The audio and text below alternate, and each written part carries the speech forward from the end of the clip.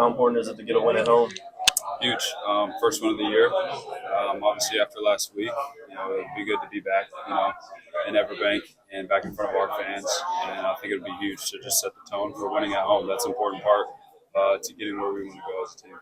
Was it hard to flush what happened last week? I think being in this league, obviously some sting more than others. And, I'd be lying if I didn't say that one stung a little bit more, but you have to flush it. So, you come back and you watch the film on Monday, you digest and be critical about what happened. And then once Tuesday comes around, you got to flush it. So, we moved on and, ready for this week. You've been watching Brian for weeks, obviously, but to see him impact the game that way, what does that mean? What does it mean for him? What does it mean for you guys? I think it means a lot, just with his explosive ability, obviously stretching the field, but also being able to separate at the top of routes and just being able to do all the certain things that he's asked to do. And I think as the season goes on, he'll be asked to do more. And but for a young guy to go out there and make the plays that he did, and I thought he played with very calm demeanor, but also some energy. I think a lot of people, including us, love to see him, kind of get a little bit emotional during the game, and that was good, kind of set the tone. So, like I said, each week he's just going to keep on getting better. Kind of surprise you when he does that? A little bit, just because he's been a little quiet. That's just his demeanor, but love to see it. Doing it against that guy, I mean, that's the highest paid cornerback in league history, one of the big-time trash talkers. But for him to go toe-to-toe kind of thing, beat him off the line, beat him deep, what does that say about where his arc maybe is headed? I just think it's confidence, and that's a big thing for especially a young receiver, is to have that confidence. So that's definitely something that he's never lacked. But it's just good to see that and see him out there play with some emotion and kind of ooze that confidence.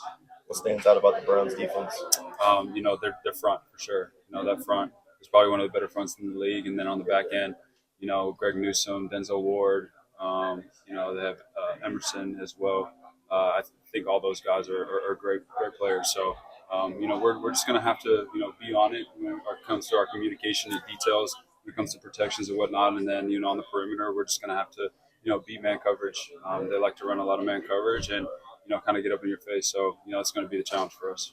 Outside of the long drive in the second half of a small sample size for you guys on offense, how was Trevor playing, in your opinion, in that first half to be able to get the explosives that you guys are doing and I guess just execute what you guys were trying to in the game plan? Yeah, I thought he did a great job. Obviously it was a little hard for us to, kind of get in a rhythm offensively.